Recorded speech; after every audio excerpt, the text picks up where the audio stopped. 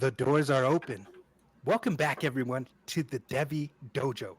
I'm your Devy Sensei, and alongside me, as always, is my good friend Chris, the Devy Shifu. And look, guys, before we get into tonight, we have some really exciting news that I have to share with you. Chris and I, and some others of our team, we are going to be spearheading the 2026 Rookie Guide for FSAN. So be sure to stay tuned as we continue to work on that. And we got some other big things that are coming. We had to take a break to focus on the family, you know, all that good stuff, eat our body weight in turkey and all the other delicious food that we have. But we're ready to jump back in. Chris, I don't know about you, man, but taking that break, it was much needed. But I'm ready to get back into this thing. Absolutely, man. I missed it. I was telling you that pre-show. It's been a while. It feels like we haven't recorded a whole lot lately. So ready to dive back in. Everything's ramping up on the college football season. The playoffs are right around the corner. It is conference championship weekend. Should be a fun time here for the next, several weeks as we start to get into bowl season and get rolling, as you mentioned, into our rookie guide and really starting to dive in a little bit further away from the entire Devy scope and look a little bit more at what we're going to be doing in these rookie drafts in the spring. So looking forward to that. Can't wait for it. And I'm looking forward to writing all the rookie guides. It's going to be fun to dig into some of these players. A lot of work, but man, when you're having this much fun, nothing feels like work, right? So Absolutely. Excited to be doing that with you, man, and the rest of our crew. Shout out to Ben McCown and to our friend Chev too. They're going to be on board with us, but that's later. Tonight, man, we got a jam-packed episode, and I have to ask, if you're not already, make sure that you like this video and that you subscribe to the channel so you don't miss out on anything. And truly, just honestly, it's going to help us grow. It's going to help push the content out to others. So, if you enjoy it, be sure to tap in. And of course, if you want more extra free content, we have obviously rolled out that Substack. The traction that we've gotten there has been tremendous. The support that we've received from there is just, it's really, I don't want to say overwhelming, man. It just feels so good, man. I'm just so humbled to be doing that. So make sure to subscribe to the Substack. All of that is going to be in the description for this video. With that said, Shifu, why don't you go ahead and tell the people what we got for them tonight? Absolutely. So should come as no surprise. We've been alluding to it in our last couple episodes, but we are revisiting our quarterback belt tiers this week. And our first 3 episodes were wide receivers, running backs, and quarterback tiers. That's how we introduced the dojo to the world. We've now revisited our wide receivers and our running backs, and a lot had changed, especially in the running back era. And we're going to have a lot of changes here as well in the quarterback tiers. So much like the other 2, we bumped it up from 10 to 12. So we're going to be going over our 12 top quarterbacks and where they stand on our rankings. Looking forward to that as we get into this here with the white belt.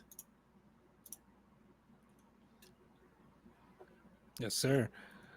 So right here, looking at the white belt, Chris, it says, and if you're watching, go ahead, you can pause the screen and read along, but I am going to read it for those who are listening on the podcast version.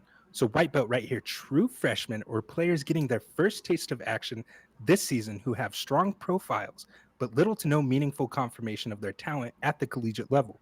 These are prospects with long runways and uncertain outcomes, but real potential to be future Devy studs.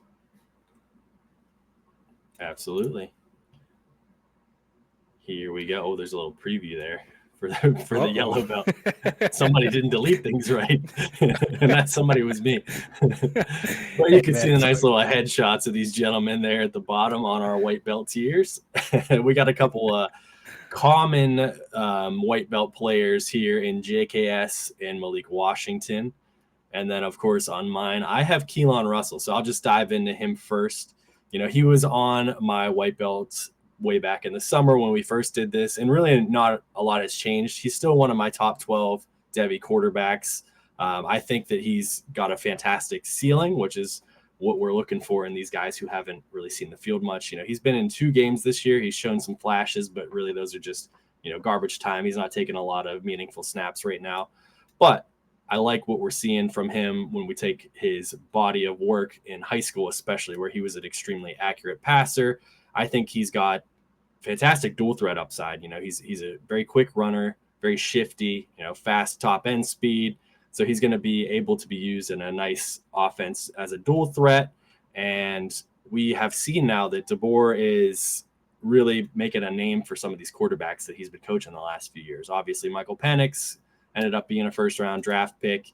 And Ty Simpson has, we're going to be talking about him in a little bit, but he's really stepped up this year, as everybody knows, and he's going to most likely be a top 5 pick. So the next man up in that quarterback room for Kalen DeBoer is Keelan Russell, and I'm looking forward to the upside. So not enough has changed in the quarterback landscape, and a lot of these guys have fallen off of our ranks. There's been a lot of talk about the state of quarterback in Devy this year. We've seen a lot of guys really stumble out of the gate, and a lot of them never picked up and finished strong. So for me, he's still a top 12 quarterback easy, and I have him here on my white belt for the potential upside. Yeah, if you were in on Keelan Russell before, then you have to be in on him now. You pointed to the fact that Kalen DeBoer is his head coach, right? And he's there with Ryan Grubb. They do a great job of designing like real NFL concepts for these guys. And so if you were a believer in the talent beforehand, then you still need to be there now, because what he's doing is he's taken the long road, right? He's developing, and he's going to continue to learn and just hone and eventually, hopefully, master that system. Kalen DeBoer's track record speaks for itself. We do obviously expect Ty Simpson to most likely go back to school. So that might be another year that you're spent waiting on him. But I think that the potential for the return on that investment that you could get is going to be high enough to warrant this, right? That this is somebody that you're going to want on your teams. I think he's got a good, decent arm. Obviously, he's pretty athletic. He's got a lot of fun traits there. And to be running this type of pro style offense, it is going to be a lot. It would be a lot to expect a true freshman to come in there and run it, right? We had Ty Simpson bide his time there at Alabama, and look at what he's been able to do now. So seeing a guy like that, man, I'm super excited to see what he develops. But my guy that I have here on the white belt, the first one that I want to talk about is Mr. JKS, Jaren Kiawe Sagapolotule. Look, 6'3", 225 pounds. Nice. On the season, JKS has passed for 3,118 yards, 17 touchdowns, and 9 interceptions. And Chris, my friend, man, you know how excited I get when I see these southpaws, man, and I drool when I watch JKS spin the pigskin. Look, JKS is a pure pocket passer, right? He's not going to go out there and beat you with his legs, but he wins with elite ball placement, and especially on those deep passes.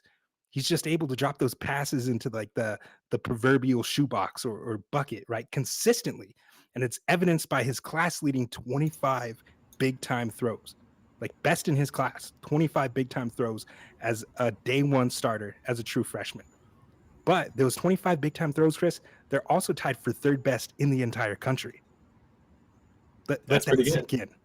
I mean, yeah, that's pretty good, right? Like Love that's what you want to see. How could you not? How could you not? And we know, Chris, that JKS was a hot name to start the season in the Devy community. As you know, we saw a lot of big-time deals go down, right? Austin Nace obviously had the big time. At the time, it seemed like a pretty, like, I don't want to say crazy deal, but people were still very in on DJ Lagway. And he sent DJ Lagway for JKS after like one game. And I think to me, that's looking pretty good now. But that looks great right now. Absolutely. It looks great. He looks like a genius right now. We did see like mid-season JKS kind of, he cooled down a little bit, right? But man, oh man, did he come alive here towards the end of the season. Over his last 3 games, JKS threw for 922 yards, 6 touchdowns, and 0 interceptions. I do expect some teams to try to poach him from Cal, And selfishly, look, man, I'll admit it. I hope that he does, because I would love to see him go to like a more prestigious program and just get more national attention, because I love his game and I want to see more of him, and I want to see more people talking about him outside of like the Devy world. I want to see those big college podcasts talking about this dude, because I think that his talent warrants it. And I'm gonna put you on the spot right here, Chris. Gun to your head. Who would you rather own as a Devy asset right now? Would you rather have JKS or Arch Manning? I know that was a trade that went down, and I'm still going with Arch, and we're going to talk a little bit about Arch here in a bit. But I don't think that if you had the gall to make that trade earlier in the year where you said I'm switching Arch for JKS, you're probably still happy with it, right? Because they both look like decent quarterbacks. There's a lot of upside for both of them.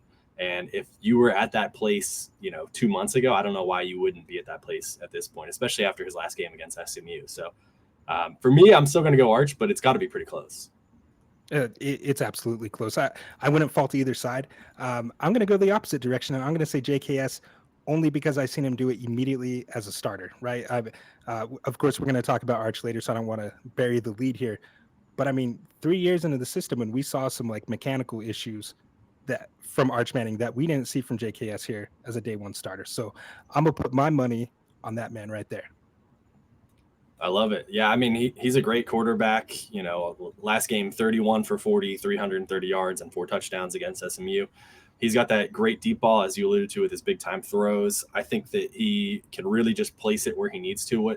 What excites me when I watch his tape is he seems like he can really feel the sidelines. So he gets it pinpoint accuracy on the sidelines for his receivers, where they have just enough room to make a catch.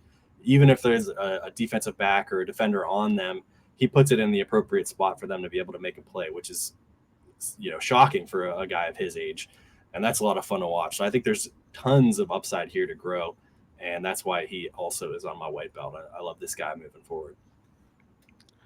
Love it. Love it. Well, we both got this guy right here, man, Malik Washington. And that's somebody that I don't think we spent a lot of time talking on the actual show. Of course, if you are part of the Discord, though, you know that both of us were relatively high. I think I was a little higher on him than you, but we both believed in the talent. Look, he's a hometown hero, right? He was there in Severn, Maryland, and he obviously went to Maryland right there. He could have gone to other schools, right? But he chose to go there and got that playing time. And he's just a guy that I was super excited to draft in Devy. You could get him relatively cheap in Devy. In C2C leagues, he was going a little higher, but man, what's not to like about a guy who's 6'5", 231 pounds? Like at the position like that just obviously screams like fantasy upside right there, because he does have that rushing utility.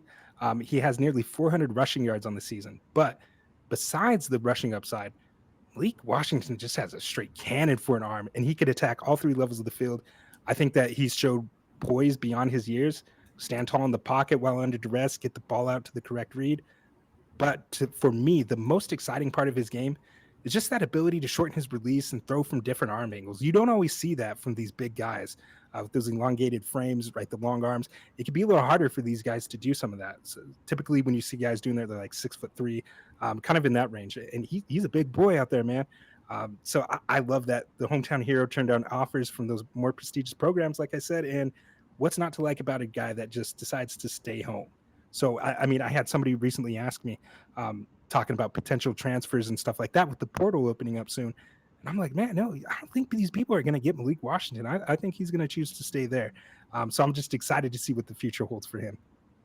Yeah, I love that, the hometown here. I'm an old school guy, like you even mentioned with JKS. I'd rather him just stay at Cal, and I get it. You want to see some of these guys at bigger programs, but for me, it's like you go to school, this sometimes I grumble about the NIL era and the transfer portal era. I'm still grumbling about the National League getting a designated hitter too. So, I'm an old school guy in that sense, but it's nice that he's a local guy, and it seems like he loves being there. Seems like he's a really hard worker. I know that his coaches, both at Maryland and in high school, and the Elite 11 coaches he worked with, everybody's always raving about his work ethic and the effort he puts in to make himself the best possible athlete that he can be. And he is one of those multi-sport athletes. He's very athletic, even with that big frame. He's a little bit of a rushing threat. I don't see a ton of that in his game necessarily, but he's had a couple games this year where he's really went off on the rushing game. I think he had a 70-yard rush from scrimmage at one of the games earlier in the year. He at the did. very beginning of the game, which was really cool. Last week, he threw for 459 yards, which was the most for any true freshman in the Power Four since 2019. His 38 completions were the most for a true freshman since 2020. So, I mean, he's doing some great things. There's a lot of upside here, obviously. He was 24/7's number 5 quarterback in the nation, and I think at this point he's proven that that was well deserved, if not maybe should have been a little bit higher. So I love him overall. I think he's got a good future. Maybe a little bit flying under the radar because he is at Maryland, but as you mentioned, he's probably going to stick around there. So, and that's still Big Ten competition. So if he can continue to do this year in and year out against some of these better defenses, more power to him, man. So there's a reason he's on both of our white belt tiers here. Yeah, the landscape of college football right now is just so much fun, dude. Like you're seeing these programs like Indiana, Vanderbilt. In this landscape, dude, they're able to be developed and just like risen to relevance. I guess you could say, like, people are excited to watch these games. I can't say that in the past I was too excited to watch Maryland, and now, like, as much as I can, I'm trying to tune in every week to see my guy Malik. We did get a little preview here of the yellow belt, man. So let's move on to that. We'll read the color belt there, and then I want you to talk dirty to me about Drew Mestemaker. Absolutely. And I almost put just a little side tangent here as my joke. If you all remember, we'll talk about this a little bit. I put my Dante Moore as a hater stamp on our QB belt tiers way back in the summer. I put the big red X over him, and I was like, I should just put Ethan Grunkemeyer on here just to mess with you, because I'm a big Penn State fan. Everybody's always saying I'm a homer, but obviously he's not on there. But I was like, I should have done that. That would have been a funny way to open this up. But we will move on to our yellow belt here. Yes, sir. Yellow belt. Promising quarterbacks with raw tools or strong recruiting pedigree, but who have seen limited live reps and or sustained production. This tier also includes quarterbacks of lower levels who may transfer to Power 4 schools. They're still mostly projection, but with opportunity to elevate their stock through development, transfer, or system fit. So, Chris, please, my dog, talk dirty to me about Mr. Drew Mestemaker. Yeah, and he's been a great name, and North Texas has been so much fun this year to watch. Who would have thought North Texas of all places? And if you listen to our last episode, or even if you checked out our Substack, I wrote up a whole bunch on his backfield mate, Caleb Hawkins, who in his own right is a fantastic running back. But what I like the most about Mestemaker is his background. This is a kid who did not start a single game at varsity. He was a 0-star walk-on at North Texas. And now he is leading the nation in passing, which is phenomenal. I mean, he's just been lights out. He's making all sorts of plays. He's absolutely filling out the stat sheet.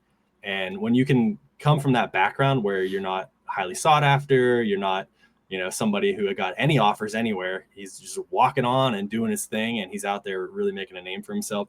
I mean, he's basically a household name at this point in college football, right? So everything he's done this year leads us to believe that he's going to get a lucrative offer to transfer to a Power 4 school.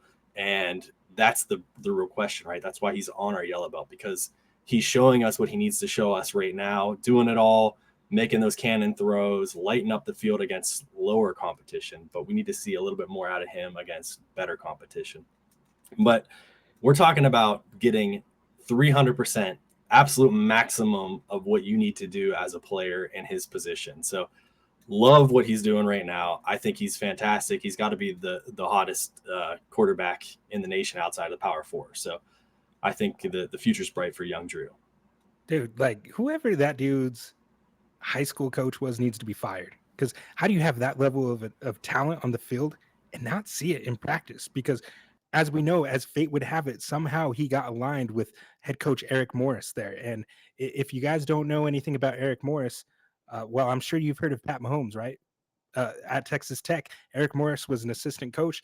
Morris recruited and coached Mahomes. He also recruited and coached Baker Mayfield his freshman season at Texas Tech before he transferred to Oklahoma. At Incarnate Word, he recruited Cam Ward as a 0-star recruit out of high school, and he helped him become that future number 1 overall pick. John Mateer, right? Another name. And Mestemaker, they're now the latest quarterbacks who have been discovered and coached by Eric Morris. He's talked about focusing on evaluating quarterbacks based on their intelligence and processing ability rather than just like the recruiting rankings. And boy, oh boy, man, does Mestemaker fit that bill. I can't wrap my head around this, Chris. That dude has no starting high school experience to lean on because in his first season at North Texas, after he walked on there, he was the fifth quarterback on the depth chart, and he started as the scout team quarterback. But he quickly, like I just watched this interview with Eric Morris, and he talked about how quickly he rose in the ranks, and he quickly became that backup quarterback, and he got a shot to play in a bowl game to end this season, and he exploded. He threw for nearly 400 passing yards. He even had a 70-yard touchdown run. So of course, right at North Texas, they don't play the best competition right now, but the traits, that intelligence, and that arm talent, it just jumps off the page when you watch him. Like I've consistently now seen Mestamaker go 1, 2, 3 in his reads, and he's just always finding the open guy. I think he's someone who the sky is the limit for him, and he's going to make a lot of money, man. I'm so excited. I want to see if he follows head coach Eric Morris to Oklahoma State. Do you think I want to know what you think. Do you think he's going to transfer to Oklahoma State, or do you think he might go somewhere else? We know he's I leaving. don't see why not, but money talks, man, and somebody might be willing to open the bag for this guy. So it would be fun to see him do that. That would be a really cool story. And like I said, I'm an old head, so I think that would be the most poetic way to do it. However, who knows where he's going to end up? It'd be nice to see him at an SEC school, at a Big Ten school. Oklahoma State's great, but it would be cool to get a little bit of more of that blue blood program behind them. I don't know that those opportunities are going to be there because a lot of those guys, just like Keelan, they have quarterbacks in waiting that have been, waiting their turn, and they'll have an opportunity next year to step up. But wherever he ends up, I'm sure it won't be North Texas. So looking forward to seeing what he can do. For sure. And then our other guy here, Bear Bachmeyer, who almost made the cut for me. He didn't quite make it on any of my tiers, but I think he's a fantastic quarterback with an elite name. I mean, fantastic name. And he's been on my mind a little bit recently because it sounded for a minute there like he might be transferring to Penn State with his coach. And that did not happen. So, we're sticking with Grunkmeyer. We're going to find a coach at some point. Right now, we're recording on Tuesday night, December 2nd. No coach yet. Tomorrow is early signing day. Maybe we'll get a coach tomorrow. Maybe we'll get a coach by the NFL draft. I mean, who knows at this point? But he's a fantastic quarterback, dude, for sure. What nobody, I want the audience to know, Chris, that you're just in full coat mode right now, right? Regarding Penn State. And the reason, look, I figured it out. You just told me, you gave me your tell. The reason you didn't include Bear Bachmeyer in your rankings is because he didn't go to Penn State. You just let me know right now. You were only interested when you thought I could have been a little slighted. Yeah. I could have been a little slighted by that whole situation with his coach, Satake. I don't even know how to pronounce his name. It was like, he's a good coach. I can't pronounce his name, but I was like, you know what? I'm in on this guy. I'm in on this guy here. And then I joked about it this morning. I was shoveling snow just thinking about a Samoan the entire time I did it. And then hours later, he broke my heart. So yeah, he sure did. Whatever, we move on. Yeah, Heupel's dogging on you guys too. You got the whole world dunking on you right now, it's man. It's been rough. Yeah, my boy Chev's out here talking smack on me.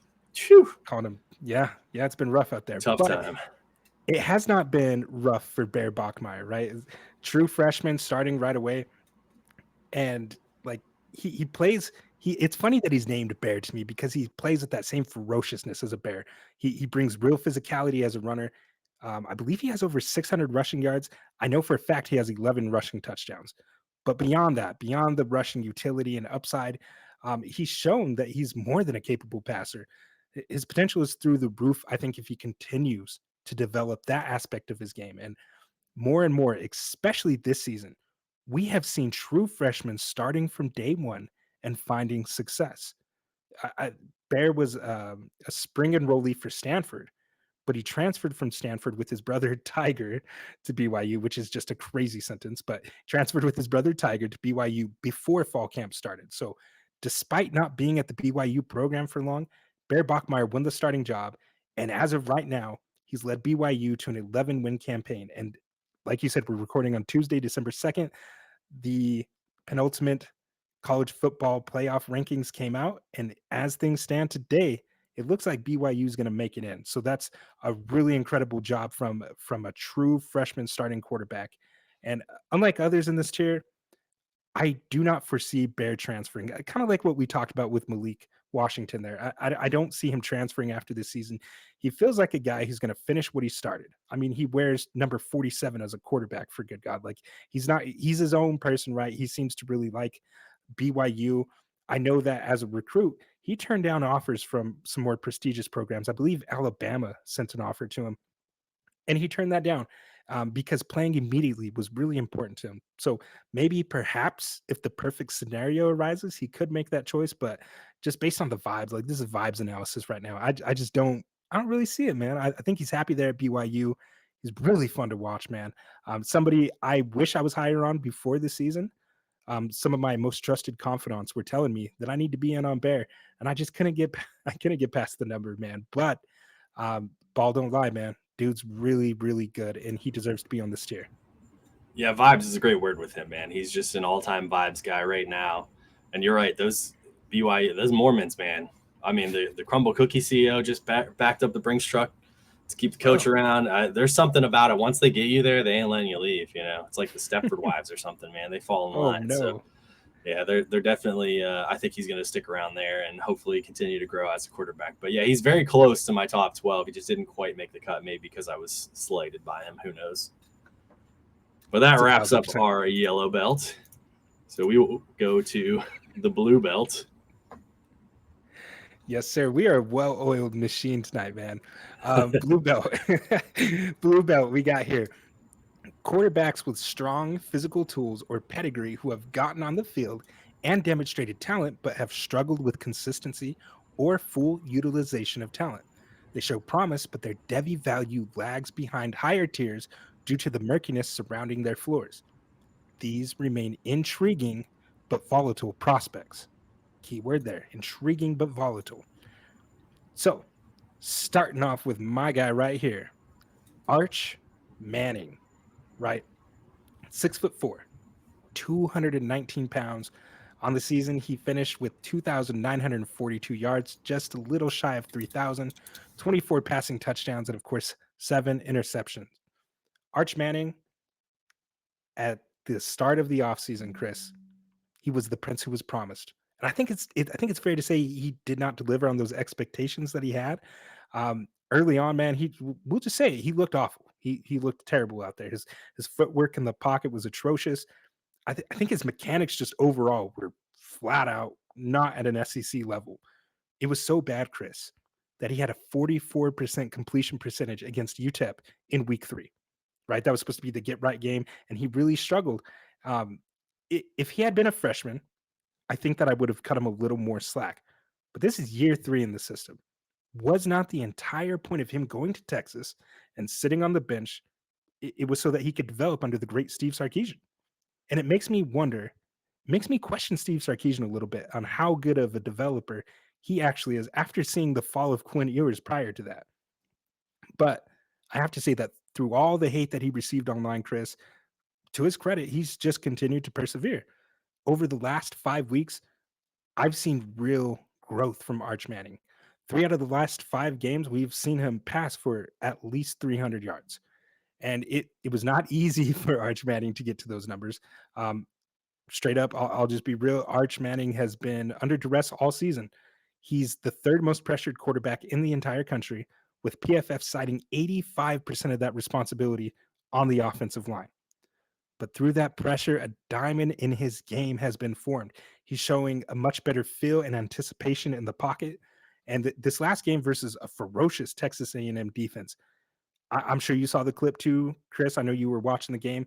Manning stepped up and he just was able to skillfully navigate the pressure in the pocket and was able to make some big time throws. After that the touchdown pass that he had to Ryan Wingo, which, he put a little too much air on that. He made the catch for Ryan Wingo a little harder than he had to, but it was like something activated in him, right? And he's a little swaggy guy out there. He's an exciting white. He's over there on the sidelines, just like, yeah, doing his thing out there. And he feels to me like a guy that you kind of got to get him in rhythm, right? You got to get him making plays and feeling confident. I've seen so many times this season where it's like he struggles to start the game, and it's like you just see it on him. He's like, I don't know if he's hard on himself, if he feels the weight of those expectations that's been on him since he was born with the last name Manning. I don't know what it is, but it's like when he makes a big play, something fires up inside of him, and that competitive nature comes out. And of course, right, we saw it again in this last game. His superpower for fantasy is going to be that rushing upside. I think that's what makes him the tantalizing the prospect. We saw him scamper for a 35-yard touchdown in that game. So I think he's obviously going to be a guy that needs another year of development. I think that it's possible that he might be one of those guys that needed the live fire reps to really develop. Some guys are just like that. Some guys are not that good in practice, or they're really good practice warriors and they go out in the game and they don't perform.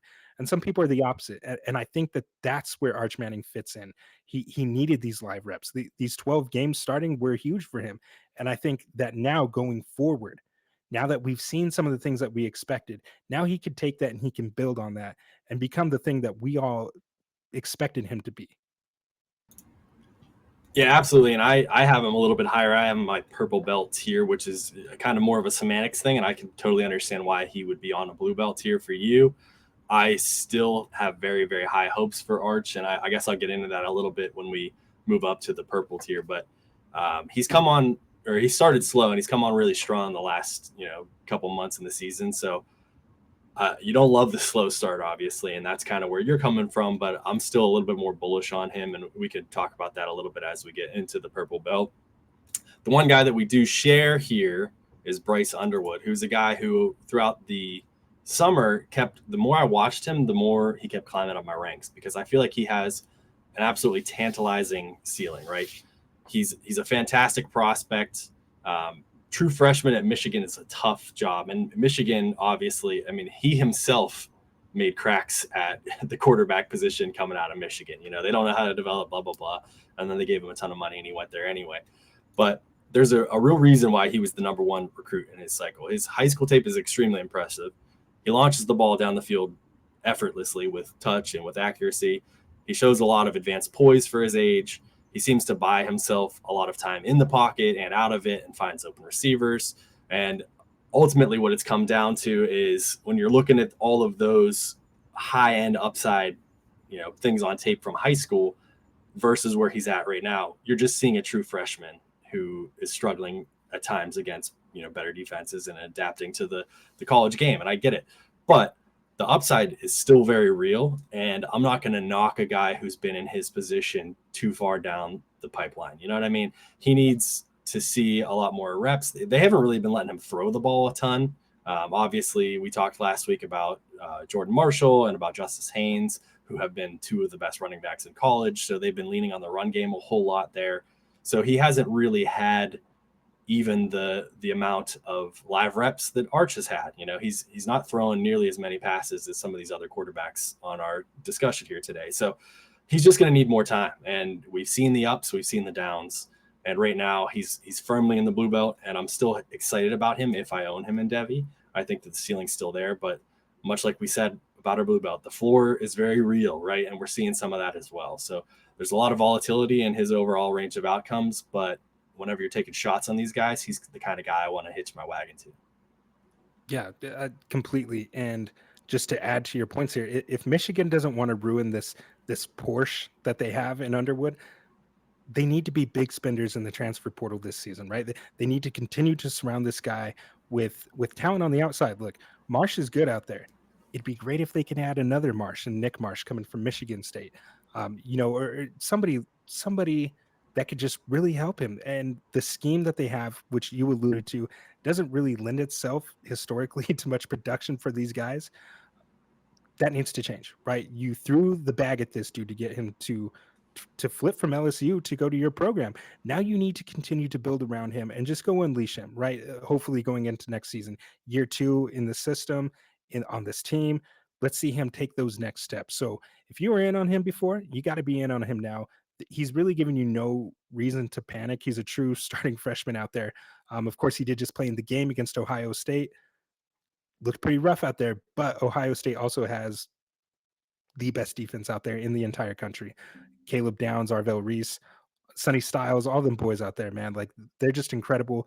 And Matt Patricia was in his bag in that game, man. Both the coordinators for Ohio State were in their bag. So, I think that on film is going to be a good learning opportunity for him.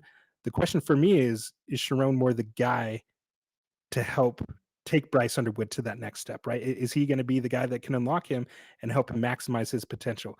I'm not really sold, but I doubt Sharon Moore gets fired at this stage. So we're just going to have to roll with it and hope for the best.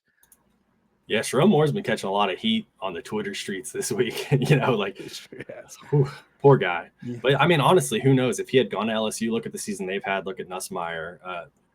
Look at our next guy, Trinidad Chambliss, who might be transferring there with his coach. You never know. So this is probably the best outcome for him, is just stay there, see how things go. It would be nice if they could get Nick Marsh, who has decided that he's transferring. He's put his name into the portal there. So he's declared he will be moving on from Michigan State this offseason, and that's an easy sell, right? You don't have to travel too far, man. Just come over here. We got a great quarterback. Be a lot of fun. Ann Arbor. Yeah, we'll see. Like that's a pipe dream of mine, I think, because Nick Marshall, obviously he's a Michigan guy right there in the state, but he said that he's grown up hating the University of Michigan. So that would also be quite a heel turn to go to the hated rival. Not quite as bad as going to Ohio State, but whew. But we might have Cam Coleman, right? Like there's going to be other big names out there. So look, if you're throwing the bag in Underwood, throw a little money to some people on there on the outside. We don't have to just. I know it's been Michigan's identity since the 1800s, right? To be a tough-nosed, physical, run-it-in-your-face type of team. But, let's adapt a little bit. Let's become a little modernized. And let's not ruin this Ferrari that we have. Don't become the meme of the Ferrari parked in a trailer park, right? Like, let's not do that to Bryce Underwood. Please, God, I beg you. But we've talked enough about Bryce Underwood. He's on the thumbnail as well. I want to talk about Trinidad Chambliss right here. 6 foot, 200 flat, 3,000 yards, 18 touchdowns, 3 interceptions. No one saw this kid coming. I wasn't in on Trinidad Chambliss. You probably didn't know who he was. I can't really say that I did either. You were in on Austin Simmons, though. He was on your white belt in our first quarterback tiers back in the offseason, and Trinidad body bagged you on that one.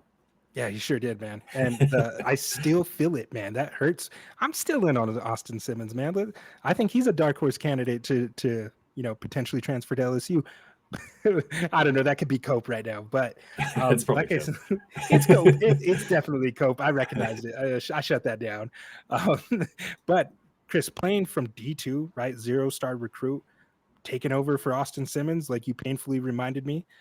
He's led the Ole Miss Rebels to an 11 win season, only 1 loss. Obviously dominating there in the SEC. I think to be able to play at that level, it just obviously points to the talent that he have. But now comes the question. He's listed at 6 foot flat, but I think there's a pretty big chance that he's actually a lot smaller than that. And at that size, you're already at a huge disadvantage at the next level. But to Trinidad's credit, he's very mobile. He's comfortable working in the pocket. And to me, like the game that really stood out that showed this poise was the shootout versus Georgia this season. In that game, I think that he showed me everything that I need to know about him.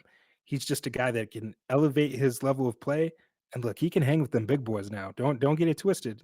He's out there performing and putting up real numbers. And Trinidad, he throws a really good deep ball. He's tied for 8th in the Power 4 with 21 big time throws. He technically, Chris, has run out of eligibility and would have to declare for the 2026 NFL draft, but he did recently put in a waiver to grant him that extra year of eligibility. From what I was reading today, his argument is essentially that as a Division II transfer, he should have been given a retroactive redshirt season from 2022 because he only played in 2 games in that season. So if granted, I think that it creates this interesting scenario. Does he stay at Ole Miss or does he follow Lane Kiffin and go to LSU? If he does get that extra year, where would you like to see Trinidad Chambliss play for next season? I kind of think I know what you're going to say. Would you rather him stay at Ole Miss or would you rather see him go on maybe to Lane Kiffin? Leave Austin Simmons at Ole Miss. Follow your dreams. Follow the coach that made you, man. You got to go to LSU if the opportunity's there. And it is an interesting situation to follow for sure. But he's been fantastic, obviously. I mean, they're going to be in the title game this weekend without their head coach, but with most of the other coaching staff there. So we'll see how he does in that. He's really made a name for himself. I actually wrote him up in our Substack about a month ago in my Risers and Fallers, talking about how great he's been, and he's just consistently done that since then. He hasn't had any, the wheels have not come off in the month since I've wrote him up. So if you are listening to this and you're not subscribed to our Substack, it's great free content. We're bringing all sorts of heat to you, 3 articles a week, unless it's Thanksgiving week, and tons of information there. So you don't need to wait until December to hear about Trinidad. You could have read about it on October 29th. So that's right. Little plug for us there. But yeah, I mean, he's been fantastic. There's a reason that he took over and Austin got healthy, and they said we're just going to ride the hot hand because he's been phenomenal. He looks great. I even had wrote at that point that there was some talk that maybe he was limiting the offense a little bit because of his lack of arm strength, but I didn't really see that on tape, and it shows that he's really kind of overgrown that in the months since then as well. So I would love to see him get another year of eligibility. I'm not sure what the future holds. I'm not sure if because of his size that he's going to have a real impact in the NFL, which is why he's not on my top 12. But I think he's a worthy addition here because he's one of the most fun quarterbacks to watch in college right now. Yeah, he made me a believer because I came in with the same doubts. I'm a size king, right? Especially at the quarterback position. You're just at such a disadvantage, not just from a physical frame standpoint, being able to withstand hits and things like that, but just simply being able to see over your offensive line, right? We've seen Kyler Murray struggle with that, where he has to escape the pocket just to see his wide receiver running downfield. And who does that hurt? It hurts their first round draft pick, Marvin Harrison, the most, right? So we've seen that archetype in the NFL. While they can have success, I'm not sure about long-term for somebody like that, because I do think that he's shorter than 6 foot, but his play to me has warranted him at least to be on this level, because I've already doubted him and he's continued to prove me wrong. So I had to honor him with that here. He's definitely earned this color belt here. So Mr. Trinidad Chambliss, we salute you today. But let's go ahead and talk about your boy now, Lenore Sellers, because you've been on him since day one. You're continuing to rep him. So I want to hear what you say. Man, I love this guy. He was my quarterback 1 coming into the year, and it has not been pretty, obviously. He's not even on your top 12. So it's been an ugly year. I think anybody who had high hopes has been seeing that. It hasn't – the results have not been great. He's only got 2,400 yards, 13 touchdowns, and 8 interceptions, 61.6 QBR. Not looking fantastic on the year, very up and down, but that's perfect for the Blue Belts here because I still love the upside. And, when we're talking about fantasy, right, which is what this is all about, we're talking about him getting to the NFL and being a fantasy monster. He's going to do that with his legs. And even that, there really hasn't been a lot of opportunity for him there at South Carolina. It's really starting to look like we kind of alluded to this. There's not that many weapons for him at South Carolina. It's not the greatest offense around him, and that's really kind of holding him back a little bit. And I would love to see him transfer. I don't know that he does, but because he seems to love it there. He's already turned down other opportunities to go elsewhere. But, man, if we could just get him somewhere else, I think we could really tap into his overall ceiling. And, maybe we talk – Cope's the word of the day today. Maybe it's just Cope for me because I had him so high. But I love the overall – ceiling potential for him at the NFL level, because he doesn't have to be the greatest passer in the world if he's using his legs.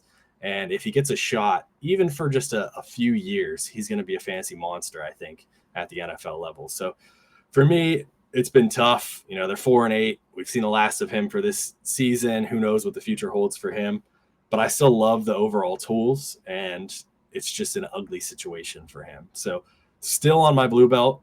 Still somebody who I'm, happy to have on my Devy rosters, because a lot of these guys we talk about all the time, they're just lottery tickets, especially with quarterbacks. Quarterbacks are like water, right? They come in waves.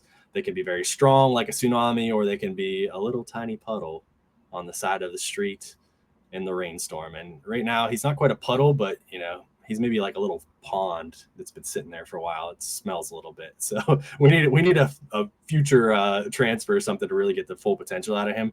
But the ceiling's still there, so I'm not quite hitting the panic button on him yet. But it isn't pretty.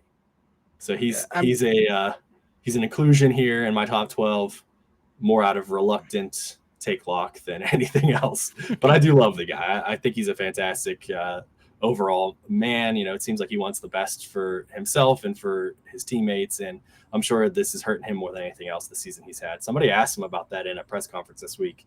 Like, do you feel like you've regressed? And he said something to the effect of like, well, I mean, I don't think I've regressed, but, defenses get better too, so which was a good answer, I think, like Yeah. kind of throwing it back a little bit, like, maybe I'm not getting as good as I could be, but everybody else is getting good too. So we'll see what the future holds for him, man. You just got to hold at this point, right? Yeah, You're not he did selling a him. great job. He did a great job of navigating that question because that question was bait, is what it was. Absolutely. It was intent. It was trying to get him to throw his team under the bus because let me throw some stats at you, Chris. All right, I know you're a numbers guy, Mister Analytics out there. 59.8 completion percentage on the season in 12 games played this year. 59.8 completion percentage. But when you look at the adjusted completion percentage, it spikes all the way up to 71.5. Also, there's been a lot of drops, right? So that's what that stat points to. So, I mean, he's had on target throws. I think that the team around him has failed him. Let's see, 161 defensive pressures on the season, 40 sacks. That's amongst like tops in the nation, and it's not very close. So, for me, my opinion, man, the tools are there. I think mechanically he's great. He has a great base when he throws the ball. He holds on to it too long, and I think that that's simply because his wide receivers aren't getting separation. Yeah, occasionally he's going to hit Nick Harbor for a 70-yard touchdown down the field. That's great, but you can't do it consistently.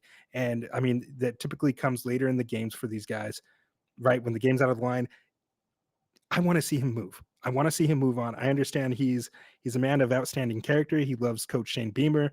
I get it, right? We have our friend Dalton in the group chat who's a big time Gamecocks fan. I'm sorry, buddy. Boy needs to get the hell out of there because they're not doing anything but decreasing his stock. And I'll answer Lenoris's question for him. He has regressed. Unfortunately, he really has. That's why I couldn't put him in any of my tiers here. He was still sitting on the outside because, like you said, the rushing upside is still there, right? I think he could be a beast for fantasy. I think he's an underrated passer still because of the mechanics that I alluded to earlier. But it's just not working out here. And sometimes you have to recognize that. Sometimes part of growing up and being an adult is realizing that the situation that you're in is toxic, right? Sometimes it's like those bad relationships. Girl, you're toxic. I got to drop you and I got to move on to something better. And I've never, ever compared a relationship to football, but that's what we're doing tonight, man. That's where we're going with this. So, Lenore Sellers, please, I'm begging you, get out of there. Let's go to somewhere. Let's go to a program, to a coach that has a history of development. I think that there's a school in the SEC. They're giving them like $25 million annually to spend on NIL budgets. And of course, I'm talking about LSU. They're going to be a popular destination for many of these transfers. Absolutely, man. And those stats really amplify exactly what I was saying. Adjusted completion percentage. There's just more out there than what he's getting from his teammates, unfortunately. And we've seen the flashes. I think it was the Missouri game earlier this year where he had that nice long bomb, as you mentioned, to Nick Harbor. He's got the talent there. It's just the talent around him is really dampening his ceiling, unfortunately. So yeah, let's move on up to our purple belt here. Yes, sir. Let's see. Purple belt, toolsy and productive quarterbacks with rising Devy value and visible NFL starter traits. They've shown talent in flashes, whether in arm strength, mobility, or decision making, but remain a step away from elite Devy value due to inconsistency, limited production, or incomplete resumes. These players have high upside potential, but need to take the next step to reach the black belt. So for me, Chris, I'm going to go ahead and kick it off with my guy here, Ty Simpson, somebody that you don't have here in the purple belt. Ty Simpson, 6'2", little over 3,000 passing yards on the season, 25 touchdowns and 4 interceptions. Ty Simpson, and I know you know this, Chris, but he was once the 4th overall rated quarterback in his recruiting class behind your guy, Drew Aller, Cade Klubnik, Connor Weigman. He was right after them.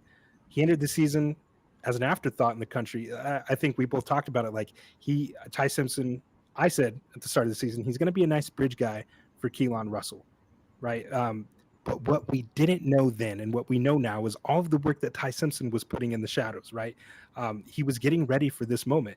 And in an era where players are quick to transfer to get that immediate playing time, Ty Simpson stayed at Alabama, backing up Bryce Young and Jalen Milroe. It's this old school approach that you don't see very often.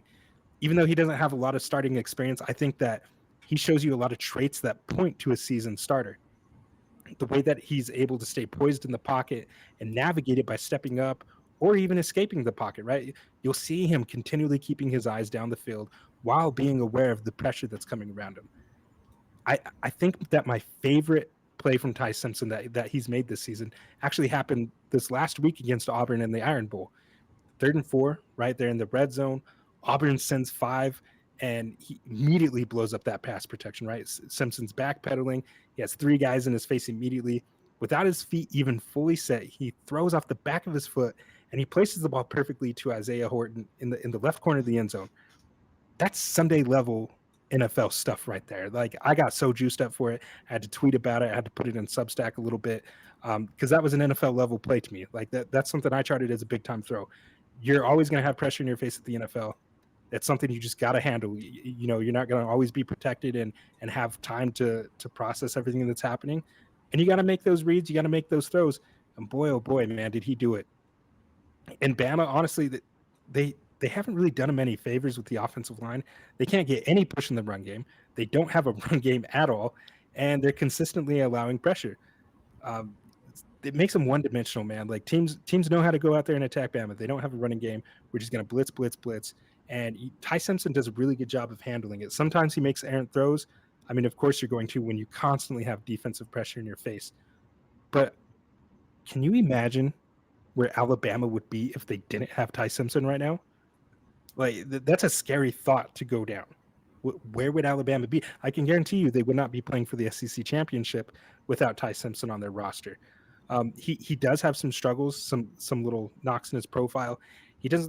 He struggles to consistently hit the deep ball, but again, hard to get passes off with that Alabama offensive line. When if you ask them to block more than 2 seconds, chances are Ty Simpson's going to take a hit, or he's going to have to run out, make a play, make it all on his own. And it probably doesn't help that his best vertical threat, Ryan Williams, he's dropped 8 passes on this season alone. And I believe he dropped 7 last season. So, I mean, that definitely doesn't help. I think it was against Georgia. He was wide open on a vertical route. Ty Simpson put it right in place, right there where it had to be. And he just dropped it for no reason. And even going back to the Iron Bowl, against Auburn, Ryan Williams didn't even have a catch. And so that's making me wonder, like, does Ty Simpson not trust him anymore? Is he in Kalen DeBoer's doghouse? Like, what's going on? That could be another guy that's going to be transferring here after the season. I think that Ty Simpson ultimately declares, or does not declare, but in what looks like a weaker 2026 draft class, he could actually be one that declares, right? If somebody's whispering in his ear, like, hey, man, you got a chance to be one of these top quarterbacks taken, right? He might, because the demand for quarterbacks in the NFL is greater than the supply that we're going to be giving him potentially in 2026. So he might make that business decision of, hey, you know what? This is my time now. I need to move on. I think he has high-end traits, and he's on the right path for first-round NFL draft cap. But I had to put him here in the purple tier because I think ultimately he does need to remain in school. I think that for his continued development, that's probably the wise move. But I also would not be shocked if, he gets an agent in his ear telling him, hey, man, you got a chance to make some real life-changing money here. So yeah, we're going to I really want to see him go. And I alluded to this before. I think he's probably a top 5 pick if he declares. This is the time for him to strike, to get an opportunity at the NFL level. I like him. If I'm doing the evaluations, if I'm an NFL GM, I like him more than Fernando Mendoza. So Mendoza, obviously a hot name, potential Heisman winner. I love Ty Simpson a little bit more than Mendoza, and Mendoza we'll talk about here in a bit, but totally worth the wait. He sat behind Bryce Young and then Jalen Milroe, and then he staved off the pressure from the aforementioned Keelan Russell this year in the summer camp battle a little bit there, although he wrapped that up pretty quick. And boy, did he earn it, man. I mean, you kind of mentioned it. I don't think that the arm talent is necessarily elite level. I don't think that he's got, a super high-end fantasy ceiling at the NFL level, but I think there's a very, very, very strong chance that he's going really high in the NFL draft, whether that's this year or next year, because of all of his intangibles, man. He's just intangibles galore. You talked about the Horton play, which I was going to bring up. Just beautiful stuff by him to, keep backpedaling, avoid the pressure, and just drop it right where it needs to be for a touchdown to Isaiah Horton.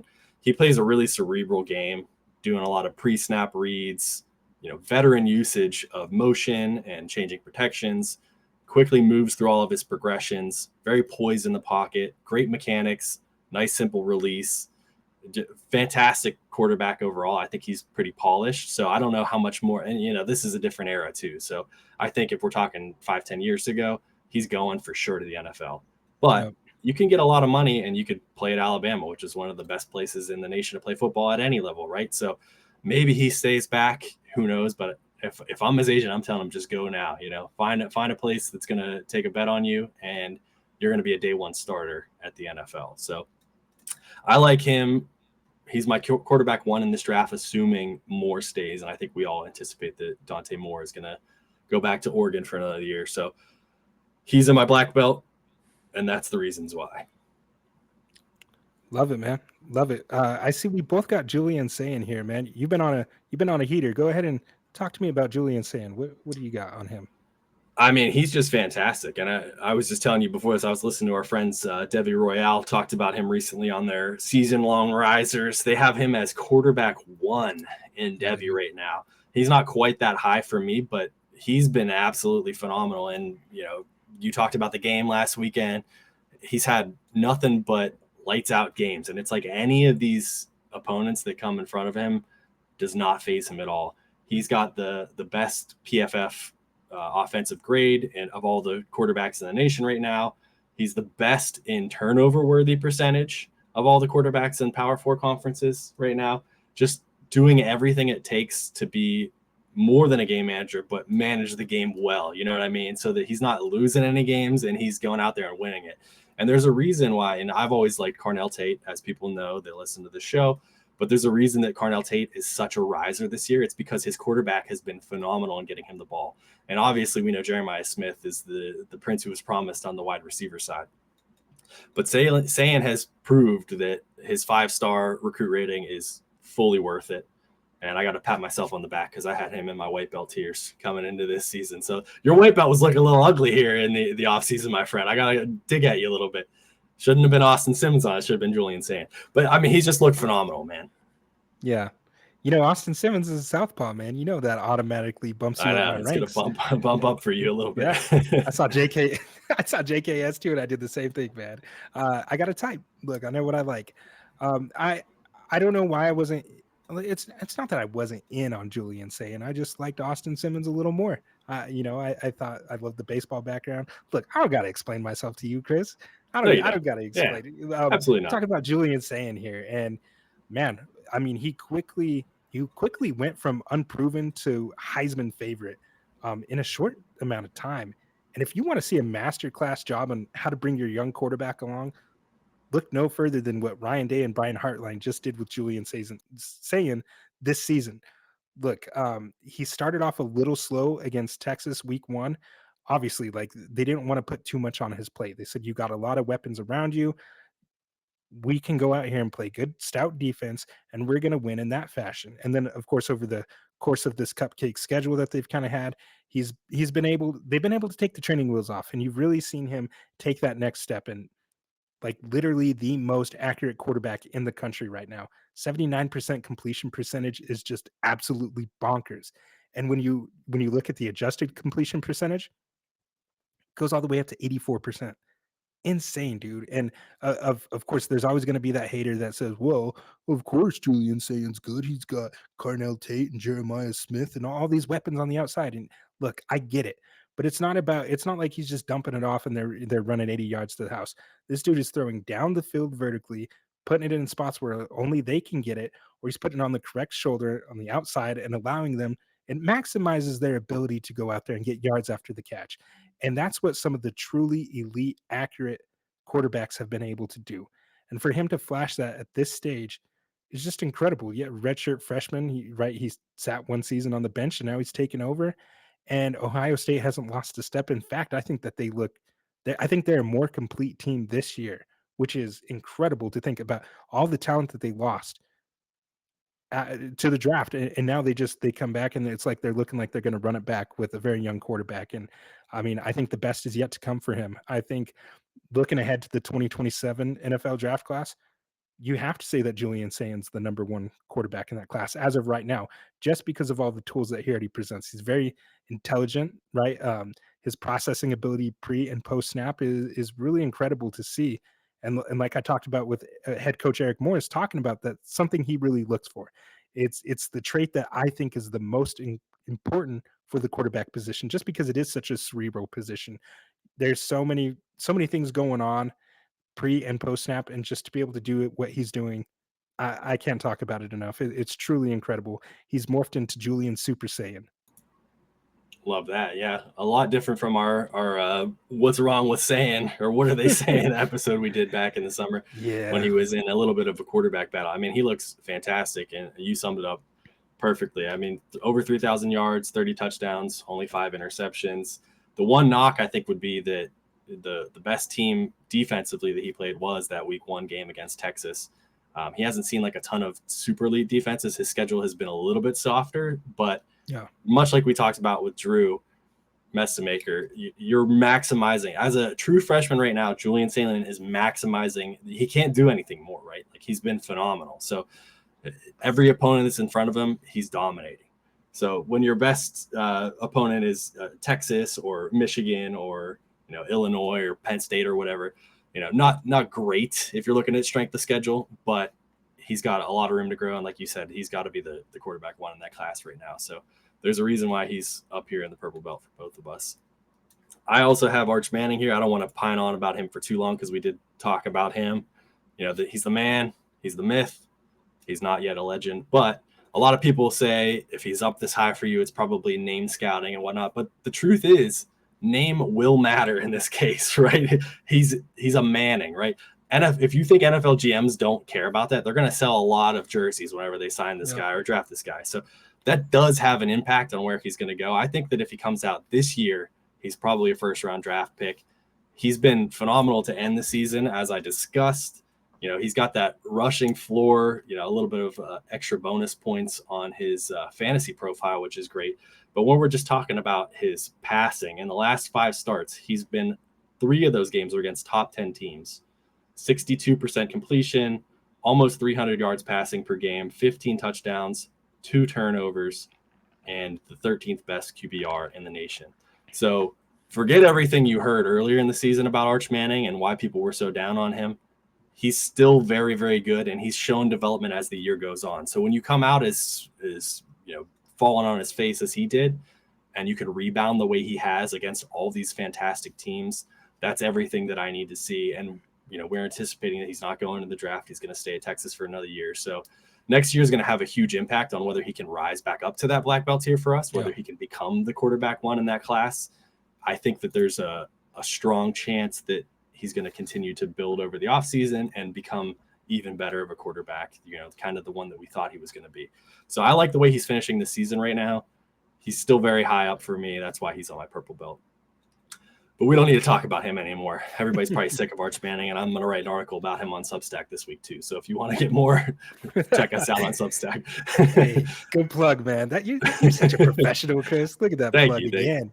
Yeah. CJ Carr is the last guy on both of our purple belt tiers, and he's just looked absolutely fantastic as a redshirt freshman. We talked about that fall camp battle he was having, and they definitely picked the right quarterback to do it for them. Yeah. He's just throwing absolutely beautiful balls out there, showing us that he's ahead of the development curve. But I know you got a lot to say about him, so I've been chatting a while. I'll let you dive right in. Oh, you're good. I mean, I was pretty much going to say the same thing, man. I mean, we saw it week 1 versus Miami. Dude looked the part. And then again, in week 2, he had a showdown against Texas A&M. Of course, they did lose both of those games, but those are quality losses. And you've just continued to see him develop. And he layers the ball well. He could throw it over a defender. Pretty accurate. He has some rushing utility, not the greatest rusher, right? He's more of the traditional pocket passer. But I mean, I don't really know what more to say about it. I feel like I'm continuing to say the same things about these guys. It's not often that you see these inexperienced quarterbacks come and play with this level of processing post and pre and post snap. Yeah, all 3 of these guys on my tier right here, they exemplify that the most. And I'm excited to see CJ Carr in the college football playoffs.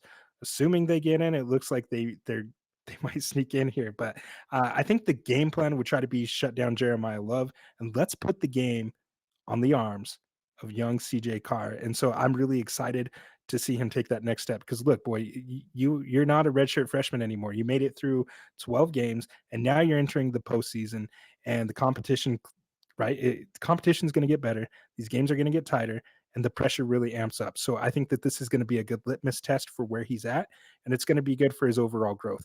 Notre Dame is a really, really good team, and I think obviously they made the national championship last year. I don't mean to bring up painful memories of Jeremiah Love, beating you guys down, but they're a really good team. And I Enough think that pain if has transpired since then that I've let look, it I'm let I'm it go. sorry, man. I've let it go. But if and when they get in, I think that they're gonna be a team that knocks some others out. And I would not be surprised at all if we get a rematch between Ohio State and Notre Dame. It wouldn't shock me at all. And I think that with CJ Carr, obviously over Riley Leonard, they have more of that down the field threat, and I think that's going to be huge for them because you saw Ohio State. Obviously, Jeremiah Love wasn't in that game; he wasn't very healthy. But if they're able to shut down a running game, can CJ Carr go out and win the game? And I think that he can. So I'm really excited to see his performance there. I don't really have much else to say about him. We've talked about him a lot in the Discord and on the shows and in Substack, but just a Yeah, tremendous young you're talent. right though. I mean, he brings a different game to their offense than Riley Leonard, who was, like if you can have a thumper in the football game of football, he's basically a thumper of a quarterback, if that makes any Yeah. sense. CJ Carr is a much more traditional quarterback who I think is going to really open up the game for them and give them plenty of opportunities here in the playoff. And I just gotta say, with all these freshmen and younger guys, shout out to them because we talked about quarterbacks falling off. When we came into the year, we had the Klubniks and the Nussmeyers and, yes, the Drew Allers, who have all fallen off the face of the earth on these Devy rankings. But a lot of these young guys, man, are really making up for it. So the quarterback situation isn't quite as bad as some people might have you believe it is right now. No, 2027 and 2028 are looking like they could be some really good draft classes right now. Absolutely. And we will move up to the final tier, the black belt tier. Yes. Yes. Finally, here, the black belt, the rare quarterback prospect with elite traits, including arm talent, mobility, and flashes of advanced processing, who also possess great early production or a clear path to round one NFL draft capital. These players have franchise quarterback upside in the range of outcomes. They represent the pinnacle of Devy value. So my Beautiful first guy stuff. that I have up here, yeah, look at this. Look at this. We're pretty much aligned right here, but for us, both of us have Dante Moore right there. And look, 6'3", 206 pounds, over 2,700 passing yards, 24 touchdowns, and 6 interceptions. Look, a big thing that I look for in these quarterbacks, Chris, is obviously I've said how they process pre and post snap, but another one is how they handle adversity. And we all know that Dante Moore has faced adversity, right? He had the first year struggles at UCLA, like 3 straight games with the pick six. He was ultimately benched. He really became a nice post hype sleeper, and now after sitting a year at Oregon and getting his chance now to go and be the starter, he's really developed quite nicely. And if he were to declare for the NFL draft, he'd be my quarterback one in that class.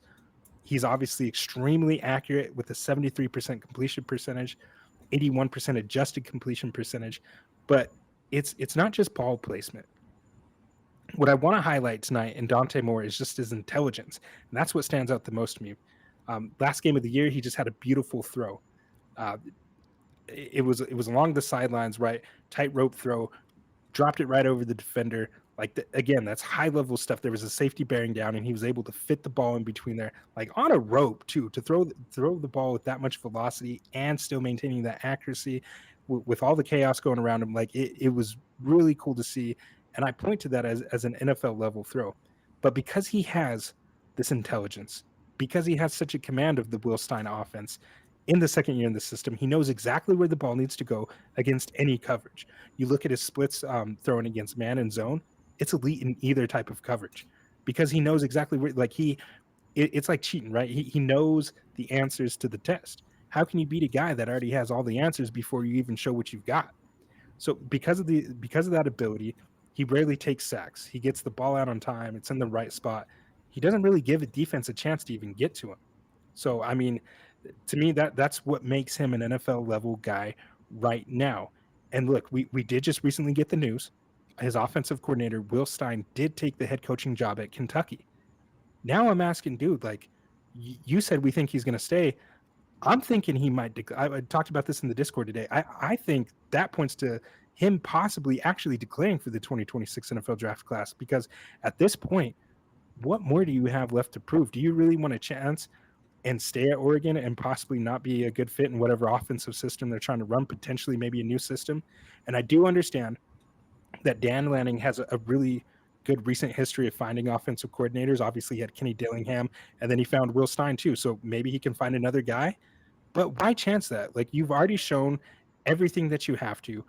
Go out to the NFL draft and potentially be a number 1 to number 2 overall pick, depending on teams' boards, and go out there and go play. To me, I think it becomes a conversation now. I know that Todd McShay and others have reported he's definitively staying at Oregon. Obviously, they got money to throw, but I think that this opens the window of opportunity for him to declare.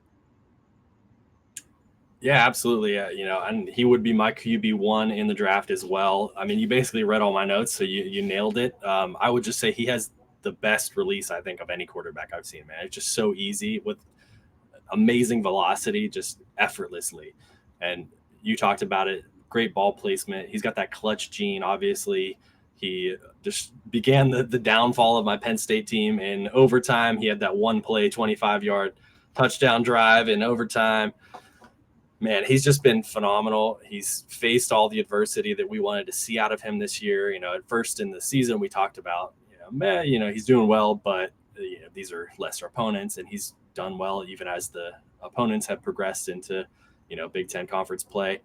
He just looks fantastic, and yeah, it would be nice to see him come out and make it to the NFL right away. That would be a lot of fun. Yes, sir. Okay, the next one for me, Chris, we're nearing the end here. I have Fernando Mendoza, 6'5", 225 pounds. I think he's obviously been the biggest riser at the quarterback position to the season, and it's not even close. I was a little lower. I was a little slower to come around to him, and I had to realize that I had a little bit of bias towards him, and I'm not really sure where that came from. I think I saw him at Cal, and I had just already typecasted him, right? I said, he's got some rushing utility. I see a lot of good traits still in him, but even now, I don't see him as an elite prospect. But we cannot deny the fact that he's likely to be a top 5 pick, right? And that's going to that's going to matter when he hits your dynasty rosters, and you have to factor that in. I've come around to him a little bit, hearing him talk. It's hard not to get a little fired up. As former player, I would run through a wall for this dude. He clearly understands what it means to be a leader for his team. He understands body language and just going out there and putting his body on the line for his team. He's a tough SOB, man. He was out there against Penn State that last drive, dude. He's taking hits, standing in the pocket, and just making the throws that he had to go out and win the game. That obviously the touchdown pass to Amari Cooper Jr. gets all of the recognition. It's over all the highlights, but that entire drive that he had was just clutch.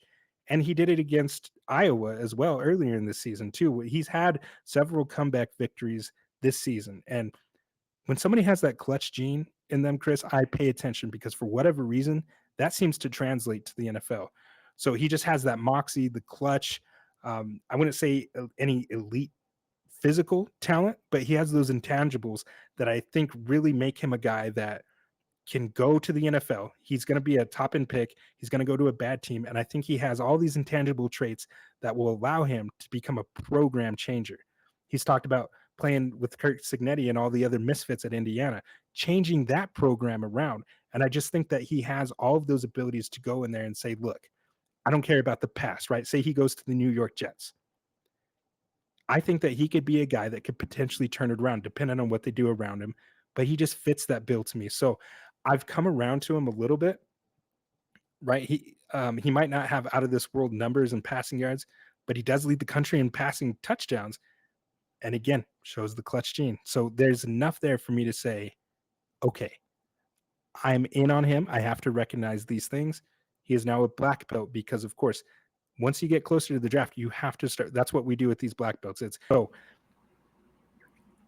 Absolutely, man. And you and I were texting, whatever it was, a few weeks into the season, where it's like, he's getting a lot, and it's like, I was the same as you. Like, he hasn't really been on my radar, but we got to start putting in the work. And obviously there's a reason why he's a Heisman candidate. There's a reason why he's going to be a top 5 pick in the NFL. Fantastic player. I mean, props to him for transferring to Indiana and doing what they're doing over there. Just a great move by him. He's just got a strong ability to progress through his reads, deliver strikes to open receivers. You mentioned the play, of course, against Penn State. I mean, he looks fantastic. That's going to always stick in my mind forever. He just looks completely poised. I think he's got the best poise of any of these quarterbacks that we're talking about today. Nothing phases this guy, which is something you absolutely need.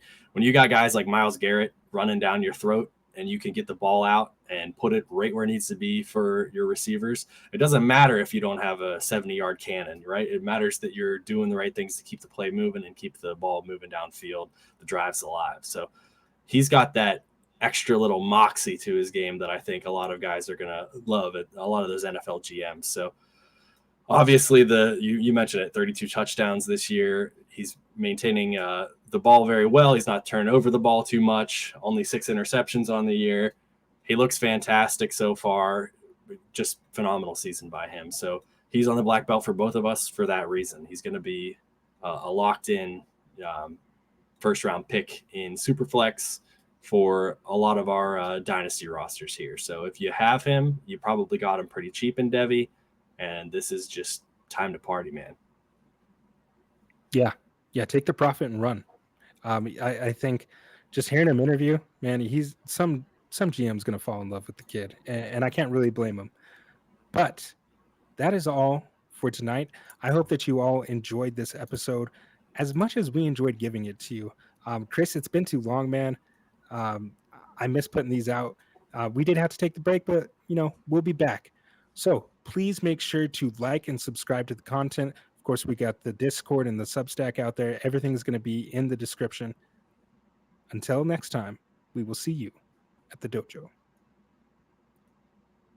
We are here. FantasySportsAdvice.com, offering the best fantasy sports social media platform. Why join endless Discord communities or the trolls of Reddit? Fantasy Sports Advice is a community designed to help you win with 24/7 support. Go to FantasySportsAdvice.com and become a pro member for unlimited access. Again, go to FantasySportsAdvice.com